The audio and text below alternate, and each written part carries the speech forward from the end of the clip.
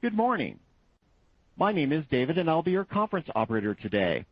At this time, I'd like to welcome everyone to the ITW Q1 2022 earnings conference call. Today's conference is being recorded. All lines have been placed on mute to prevent any background noise. After the speaker's remarks, there'll be a question-and-answer session. If you'd like to ask a question during this time, simply press the star key followed by the number 1 on your telephone keypad. If you would like to withdraw your question, press star 1 once again.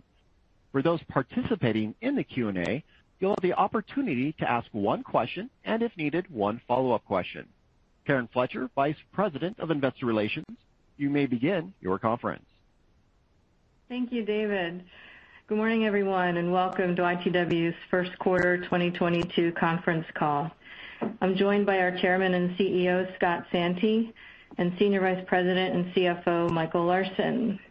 During today's call, we'll discuss ITW's first quarter financial results and update our guidance for full year 2022. Slide 2 is a reminder that this presentation contains forward-looking statements. We refer you to the company's 2021 Form 10-K for more detail about important risks that could cause actual results to differ materially from our expectations. This presentation uses certain non-GAAP measures, and a reconciliation of those measures to the most directly comparable GAAP measures is contained in the press release. So please turn to slide 3, and it's now my pleasure to turn the call over to our Chairman and CEO, Scott Santi. Thanks, Karen, and good morning, everyone.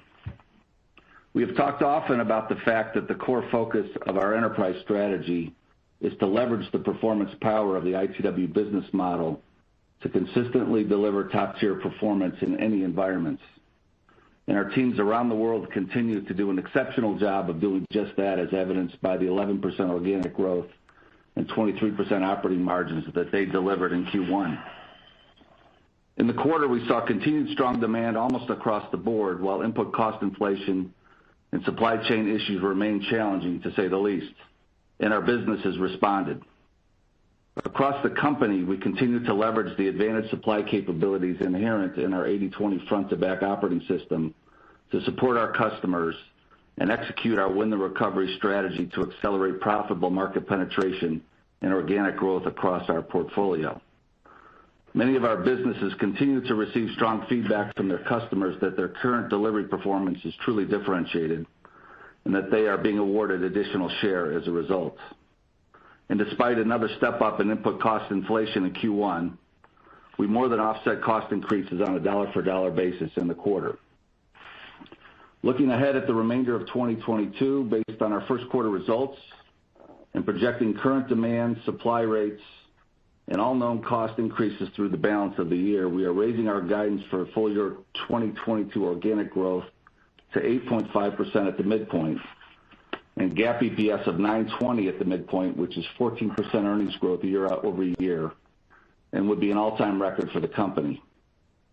While the near-term environment certainly has its challenges, we remain focused on delivering differentiated service to our customers, differentiated financial performance for our shareholders, and continued progress on our path to ITW's full potential. Now I'll turn the call over to Michael, who will provide more detail on the quarter and our full-year outlook. Michael? Thank you, Scott, and good morning, everyone. In Q1, demand was strong across the board, and supported by our advantaged supply position, ITW grew revenue by 11.2% to more than $3.9 billion. Organic growth was 10.6%, and the MTS acquisition contributed about $100 million, or 2.8% to revenue. Foreign currency translation reduced revenue by 2.2%. GAAP EPS of $2.11 tied last year's Q1 record. Foreign currency translation reduced GAAP EPS by 5 cents. By geography, North America grew 13%, International grew 7%, with organic growth of 7% in Europe, and China grew 1%. 6 of 7 segments delivered positive combined organic growth of 14%, while Automotive Oem was down less than 1%. Orders remained strong across the board, and while we're doing significantly better than many of our competitors in terms of lead times and delivery performance, we grew backlogs again in the first quarter. Sequentially, From Q4 to Q1, organic revenue grew 6% on a sales per day basis as compared to our historical sequential of -1%. And while we're on the topic of sequential improvement, GAAP EPS of $2.11 grew 9% relative to Q4 21. Operating margin was 22.7%, 23.4% excluding 70 basis points of margin dilution from the recent MTS acquisition. Enterprise initiatives contributed 90 basis points. And as they always do, our business teams reacted appropriately to higher cost inflation by adjusting selling prices, and as a result, we remained positive on a dollar-for-dollar basis. Price cost was still diluted to operating margin by 250 basis points. After tax, ROIC was 27.6%, 29.8% excluding the impact of the MTS acquisition. Free cash flow was $249 million with a conversion rate of 38%, which is below our typical 80 to 85% in the first quarter. As we've talked about before, the lower conversion rate is due to intentional working capital investments that support our strong growth momentum, mitigate supply chain risk, and sustain service levels to our key customers. And down the road, once supply conditions begin to normalize, so will our working capital needs, resulting in our typical strong cash flow performance. As planned, we repurchased $375 million of our shares in the first quarter, and the effective tax rate was 23.1%, 70 basis points higher than Q1 last year. So overall for Q1, an excellent start to the year, characterized by strong broad-based demand supported by our differentiated supply position as we delivered organic growth of 11%, operating margin of 23%, and GAAP EPS of $2.11. Moving to slide 4, we're including an analysis of our current operating margin performance.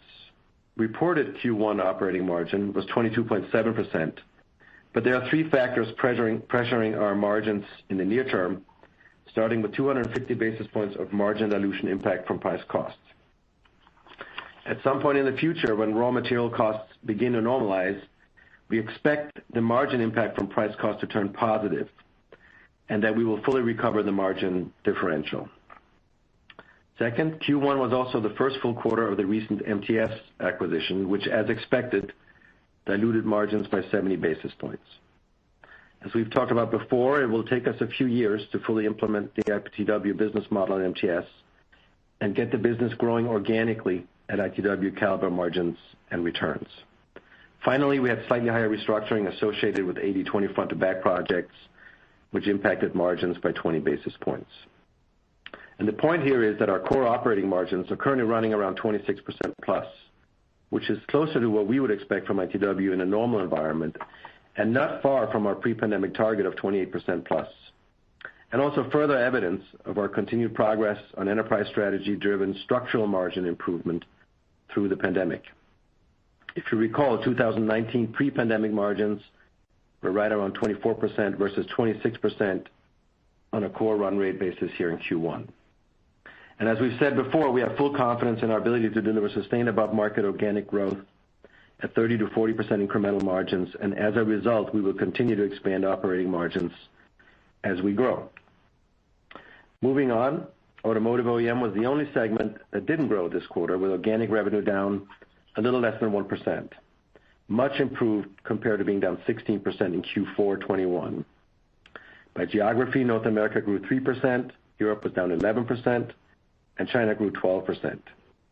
You'll remember that the segment is up against a pretty tough comp of plus 8% organic growth in Q1 last year, as the impact on auto production from chip shortages didn't fully materialize until Q2. At this point, and for guidance purposes, we do not expect an improvement in the chip shortage situation until 2023. As a result, our guidance assumes that automotive production and our associated Automotive Oem revenues are essentially capped at current Q1 levels through the balance of the year. Turning to slide 5 for Food Equipment, which led the way with the highest organic growth rate this quarter at 28%. North America was up 23%, with equipment up 24% and service up 21%. Restaurants were up over 40%, with strength across the board, and institutional growth was almost 10%, led by education and lodging. International growth was strong at 36%, with Europe up 45% and Asia Pacific up 4%. Both equipment and service revenues increased around 36%. In Test and Measurement and Electronics, organic growth was 8%, with Test and Measurement up 10% and Electronics up 6%. Strong demand for semiconductor-related equipment continued to drive organic growth in the mid-teens, one, for example, up 6%. Finally, as expected, the MTS acquisition diluted operating margin by about 400 basis points. Excluding the MTS impact, margins were 26% versus 26.4% in Q4 21. Grew 13%, with equipment up 10% and consumables up 17%. Industrial grew 14%, and the commercial business grew almost 10%. North America was up 12%, and international growth was 17%, including 18% growth in oil and gas. Europe was up 20%, and Asia Pacific was up 15%. Due to strong operating leverage and a solid contribution from enterprise initiatives, welding operating margin was a record 30.8%, an all-time quarterly record for an ITW segment, and another proof point that as we deliver organic growth with best-in-class margins, there's plenty of room for further margin expansion in all 7 segments. In Polymers and Fluids, organic growth was 13%, as automotive aftermarket grew 17%. Polymers was up 11%, with continued strength in MRO and heavy industry applications. Fluids grew 6%. On a geographic basis, North America grew 15%, and international was up 9%. On to slide 7.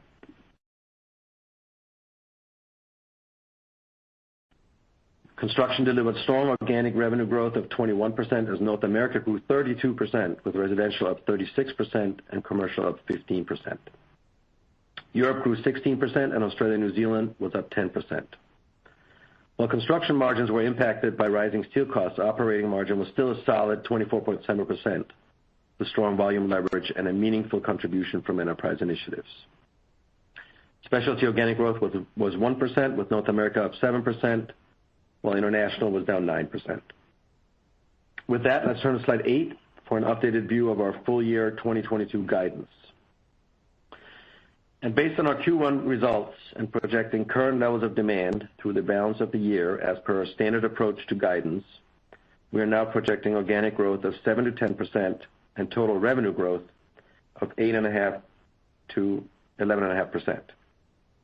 Due to the higher revenue growth projections, we're raising GAAP EPS by 10 cents to a range of 9 to 9.40, and the midpoint of 9.20 represents 14% earnings growth and puts the company on track for another year of record financial performance. Operating margin guidance is unchanged, with strong volume leverage and 100 basis points of contribution from enterprise initiatives.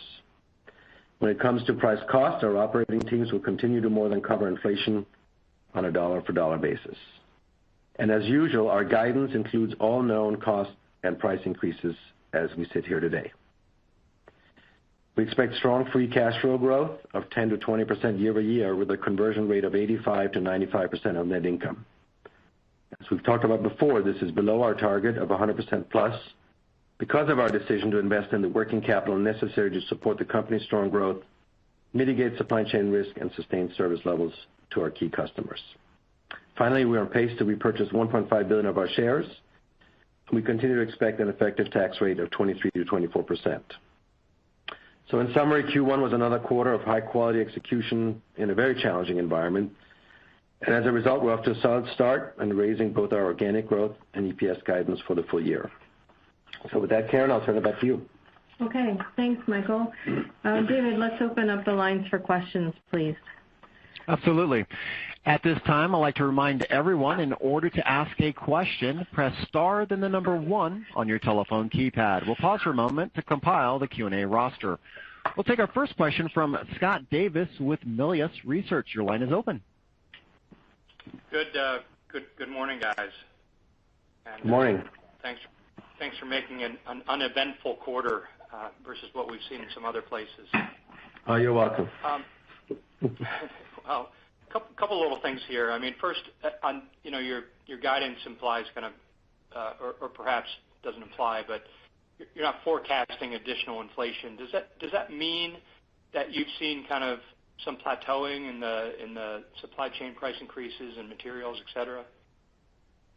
Well, so let me just, it's a good question. So let me just explain kind of how we are modeling price cost, because I think there's an opportunity to maybe clarify a few things. So what we are doing, consistent with our past approach around price cost, is we're including in our guidance today all known cost increases and all of the associate price increases. Those are the two things that we know today. And based on that, you saw the actuals of 250 basis points of margin headwind in the first quarter, but actually positive on a dollar-for-dollar basis.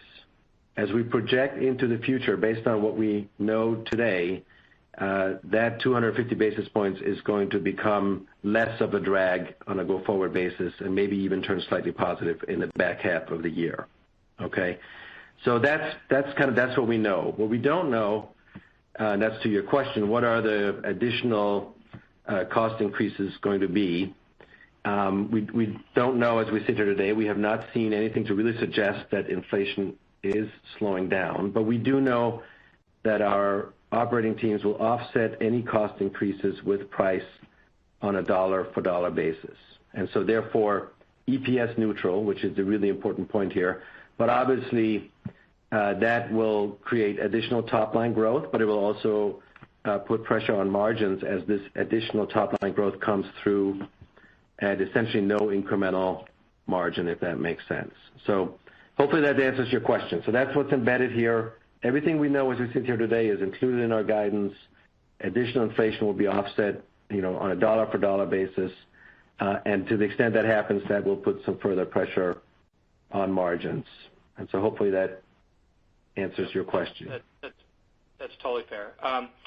Is there any way to disaggregate the content growth in auto versus kind of potential inventory builds versus sell-through, et cetera? Just any color there would be helpful. I'd say at this point that'd be really tough, just given all that's going on.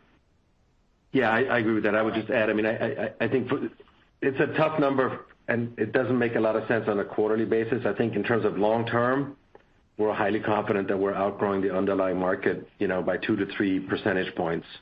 What exactly that was in one quarter versus the other is a little bit more difficult to ascertain, especially in the current environment. But on a full-year basis, certainly the way these plans are set up is for 2 to 3 percentage points of outgrowth on an annual basis. Okay. Sounds good. Thank you, guys. I appreciate the color. Pass it on. Sure. Thank you. Okay. Next, we'll go to Tami Zakaria with J.P. Morgan. Your line's open. Hi, good morning. Thanks for taking my questions. So I wanted to get some clarity on the improved organic growth guidance. You're raising it by a point. And is that a reflection of better than expected first quarter performance versus your internal expectations, or does it embed improved organic growth you're seeing quarter to date? And if the latter, which segments are driving that? And is it solely coming from incremental pricing, or are you expecting volume improvement as well? Yeah, so Tammy, our growth projection is based on the Q1 actual results that we are reporting today, and then we're projecting based on historical run rates into through the balance of the year. So there's really no assumption here, no economic forecasts or an underlying assumption that things are going to get better in the back half or worse in the back half of the year. It's based on, again, revenue per day in Q1 and projected into through the balance of the year. Got it. And so you're not embedding any pricing benefit into the updated guidance?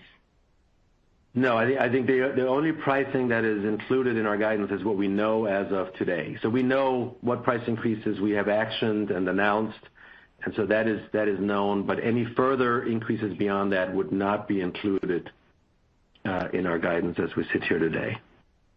Got it. Super helpful. If I can ask one more follow-up. Have Sure. you seen any slowdown or impacts in your business in the European markets since the war in Ukraine broke. Asked another way, do you feel the demand environment has changed since then? Well, so I think in Q1, I think Europe was up 7%. I think we're seeing, we saw some pressure in, if you look at the automotive numbers, the sales numbers, we saw a lot of strength on the food equipment side to offset that. I think, and if you kind of look at the projection for the balance of the year, I think it adds up to somewhere in the low single-digit type growth rate in Europe. Just to maybe calm everybody down, I think so far through April, everything appears to be on track, including Europe. Great. Thank you so much. Sure. Next, we'll go to Joe Ritchie with Goldman Sachs. Your line's open. Thanks. Good morning, everybody. Morning, Joe. I guess my first question, I want to just touch on China. I know it's a relatively small part of your business. Saw that it grew double digits in the auto business, but maybe just provide some color on what you're seeing on the ground there with the COVID shutdowns and how that's impacting your business, if at all. Yeah, I mean, I think just to kind of dimensionalize it, China is about 8% of our revenues, and I think at this point, we're obviously not immune to what's going on in China, but like I said, so far through April, everything appears to be on track, including in China. Okay, good to know. And then I guess just a follow-on question, you guys price cost negative 250, but only down 100 basis points for the year. I mean, it's fair to say, I think, like where you're seeing the most acute pressures in the Auto Oem segment. So I guess just maybe confirm that that's correct, or if you're seeing other pressure across other parts of your business as well. And then just within that improvement that you're seeing, how much of it is already like baked into the pricing of those auto contracts that come through as the year progresses? So everything that we know is baked in, Joe. So, and I think it's fair to say that the inflationary pressures are real across all 7 segments. They are a little more pronounced, as you can see it in the margins in auto, maybe construction this quarter. I mentioned that, as well as polymers and fluids. I think there is a little bit of we're still catching up to some extent. So the 250 basis points of headwind will be better starting in Q2 based on what we know today, somewhere closer to 200. And then from there in the back half, if things stay the way they are, like I said earlier, we're starting to turn positive. And we're beginning, I think the important point is we're beginning to recover the margin impact that we've had over the last 4 or 5 quarters now. So I think once we get through this cycle, like I said in the prepared remarks, and when things do begin to normalize down the road from a supply chain and from a cost standpoint, that is when the margin recovery begins. And so we're taking, to some extent, we describe it as a near-term pressure here in Q1, and over time we'll begin to recover those margins again. That's helpful. Thank you. Next, we'll go to Jeff Sprague with Vertical Research. Your line's open. Thank you. Good day, everyone. Just first on auto, Scott or Michael, is the idea that you're capped here, what you're hearing directly, from your customers, what you can see on, kind of forward build schedules, or is this just, for lack of a better term, a dose of caution given the uncertainty? It's a combination of things. I think, Jeff, if you go back to our last call, what was baked into our guidance at the time was half of the IHS growth build forecast of 9%. So we were basically at somewhere around 4 to 5% builds, and that's where IHS is today. So I think there's actually not a big change relative to where we were 3 months ago. And what we're basically, based on various data inputs, including from our customers, we thought the best way to update kind of forecast the auto business is to say that revenues stay where they are, which is somewhere around $760 million in Q1, and that's what we've assumed for Q2, Q3, and Q4. And then ultimately, we still believe that down the road, when these supply chain issues get resolved and automotive production recovers, this segment is going to be very well set up as a strong contributor to the overall organic growth rate of the enterprise. But we just think it's going to take a little bit longer based on everything that we're seeing and hearing from our customers.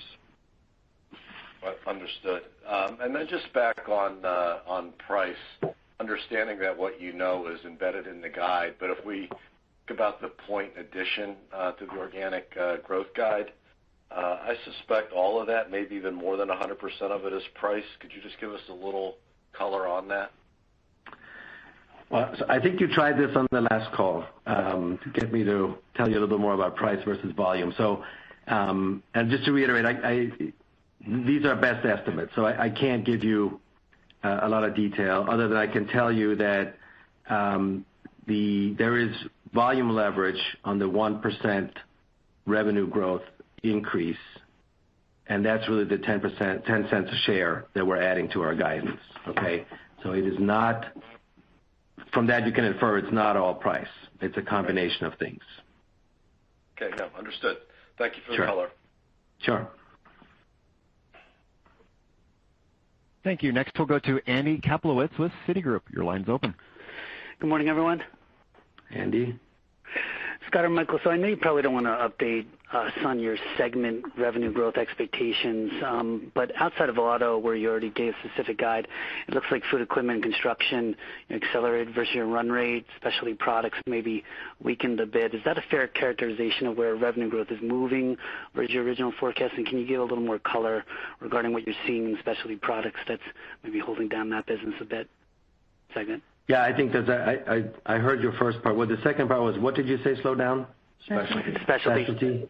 Yeah, I think specialty is really more of a timing issue, related to some specific equipment projects in Europe and a few projects in China. So I think that's really more of a timing issue than anything else. I think if you just kind of take a step back, I think you pointed out the right ones in terms of a lot of strength in certainly food equipment, but also welding, test and measurement. There's some up against some difficult comps.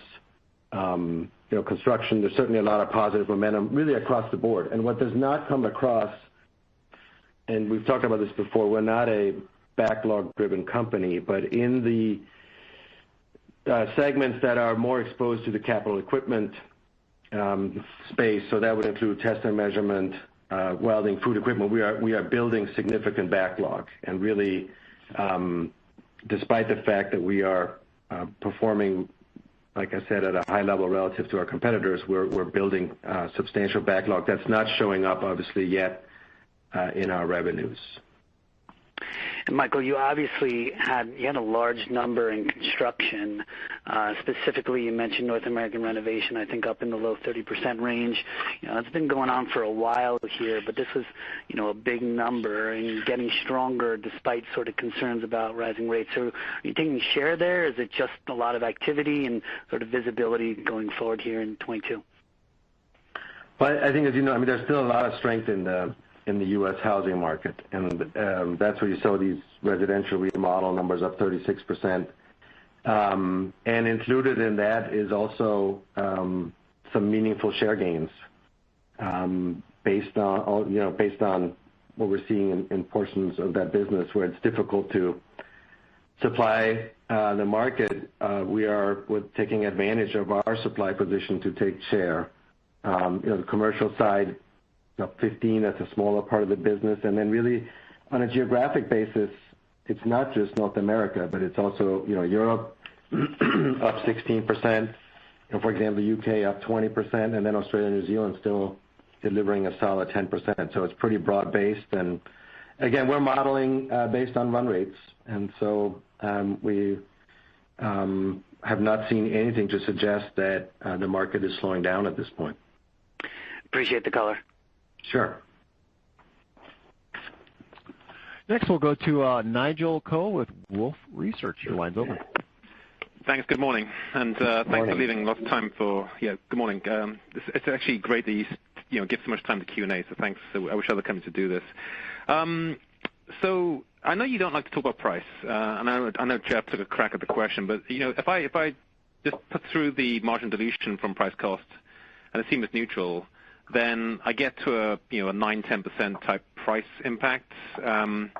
Is that the kind of scale of pricing we're seeing here, and is the message that pricing gets better from here through the year? Well, what does get better from here, if things stay the way they are, is price cost, as we talked about. And so we're going, from significant, margin dilution here in Q1 of 250 basis points to maybe even slightly positive in the second half of the year. And that's based on everything that we know today. And Nigel, it's not that we don't want to. So the issue around price is that it is an estimate at best, and it is not given, especially in such a dynamic environment, it would be very difficult to sit here and give you a number with a high degree of confidence. And we've not done that historically. And like I think we talked about on the last call, we're not going to go down that path of breaking out price versus volume any further. So that's the best I can do here for you. Okay, no, that's fine. And then just turn to page 4 as my follow-up, the margin bridge. Enterprise was, I think, 90 bips of tailwind. So if we put that in as sort of a tailwind to that bridge, there would have been 90 bips elsewhere, so as an offset. So I'm assuming that's productivity in the plants, et cetera. Is that fair, Michael? And how do you see sort of productivity, labor productivity, et cetera, improving through the year? Well, I think that's productivity. I'm not sure exactly how you get there. I mean, I think there's 90 basis points of enterprise initiatives that's not on here. That's embedded in the 26.1. In the 26.1, and so is the any other productivity gains. The couple of things that are not in here is there's some margin dilution from increased sales commissions. When you grow your revenues double digit, your commissions are going to go up. But broadly speaking, what we try to do is give you a fairly accurate representation of these near-term pressures and therefore what our core operating margins are running at, which is somewhere around 26% plus in the current environment. And as we just talked about, these price cost pressures normalize. That's where we would expect margins to head as we continue on our path to our target of 28% plus. No, that's very fair. Thank you very much. Sure. Thank you. Next, we'll go to Mig Dobre with Baird. Your line's open. Good morning, everyone. So, Michael, question for you. I think I heard you mention that in the second quarter, the price cost headwind moderates to the tune of about 50 basis points. So when we're thinking about year-over-year margin, is it fair to still embed roughly 200 basis points of year-over-year compression in Q2, and then things get better in the back half, basically? Yeah, I think that's what I said. Yeah, I think that's based again with the caveat that we are in a very dynamic, uncertain environment. But to the extent that, based on what we know today, that would be correct. Okay, and then sorry to keep beating up this topic on price. It's just that this environment, it's not something I've encountered in my career, frankly, before. But when we're looking at PPI data, I mean, we're seeing some pretty material increases in food equipment and welding, and I'm sort of wondering if your business is sort of kind of keeping up with this industry data as well, or if there are some divergences that we need to be aware of, because it would seem that most of the growth is really coming from pricing, not volume, if volume grows at all in 2022. Yeah, I mean, we wouldn't share that view. Yeah, we don't agree with that one. 2, I'm not quite sure what data you're looking at, so it's a little bit difficult for me to comment. All I can do is report the actual results for our food equipment business, for example, and I think we give you a fair bit of detail, including by end market. And beyond that, I can't really, like I said before, we don't report price versus volume, and so I'm not sure I can help you. Understood. Maybe one last follow-up. I'm curious as to how you're thinking about this pricing dynamic longer term, because to your point, eventually we're going to start to see material costs coming down. Do you expect to be able to keep the pricing gains that you have had in this environment, or is it fair to assume some pressure as we think about 23 and beyond? Thank you.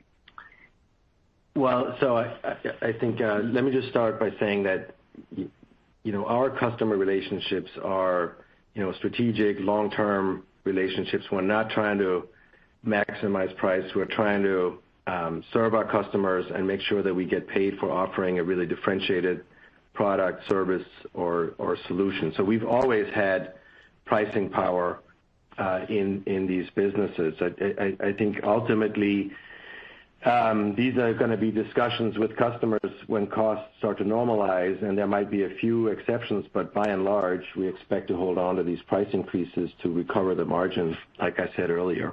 So that's typically what happens if you go back and look in time. We're going to end up with a period where we recover that margin percentage, and we don't expect the current cycle to be any different. Okay, thank you. Sure. Next, we'll go to Julian Mitchell with Barclays. Your line is now open. Hi, good morning. Maybe just wanted to try and understand the sort of earnings framework for the year a little bit. So it looks as if sort of operating margins are set to go up by about 300 basis points between kind of Q1 and Q4 with a flattish dollar revenue. Is that all simply the price cost removal of the headwind? Is there any other kind of major moving part? And also, to that point, are you sticking to that kind of 47-53 first half, second half EPS split? Yeah, so let me address that. I mean, I think we're still in that 46 to 47% in the first half and the balance in the second half. And the big driver really is what we've talked about, it feels like for a while here, is price cost beginning to turn positive based, again, on the assumptions that we're making in our guidance. So that's the drive. Now, historically, we do 49-51, so it's a couple of percentage points, but it is a little bit more back-end loaded. We expect that as we go through the year, sequentially starting in Q2, margins will improve, and so will revenues. And that's just based, again, on kind of historical run rates. And so we expect a steady kind of improvement in Q2, Q3, and in Q4, including on the margin side. Whether it's exactly the number you laid out, I can't really comment, but directionally that is the right way to look at it.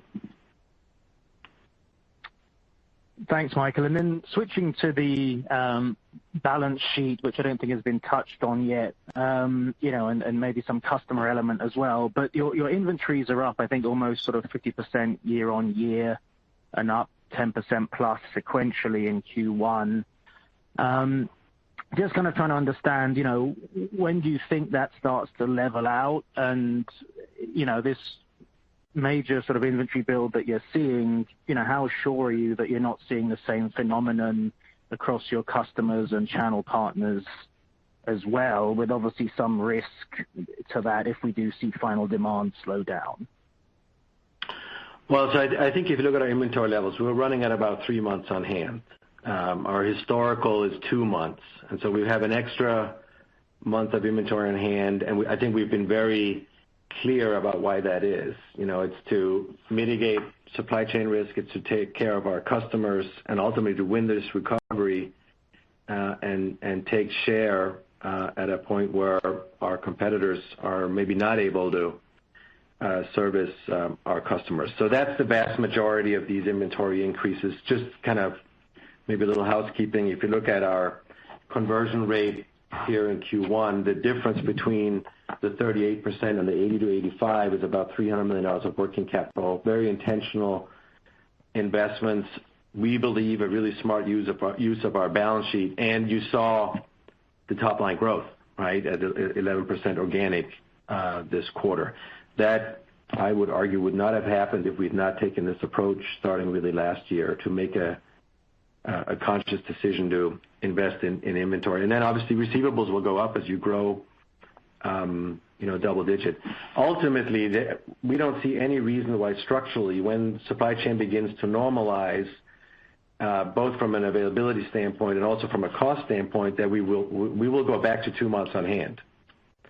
And at that point, that happens, you'll see these free cash flow numbers will deliver above average performance until we're back to kind of normal levels. So we view this really as a temporary increase in working capital. How quickly that will come down, depends on a lot of things, including what you're talking about, and which is, I'm going to say, inventory in the channel, where we really don't have a lot of visibility. Other than I can tell you, for the most part, the channel does not carry a lot of inventory because they're used to the fact that we will take care of them when they need product. So there's no incentive for them to carry a lot of extra inventory. So that's probably the best I can give you, Julian. That's perfect. Thank you.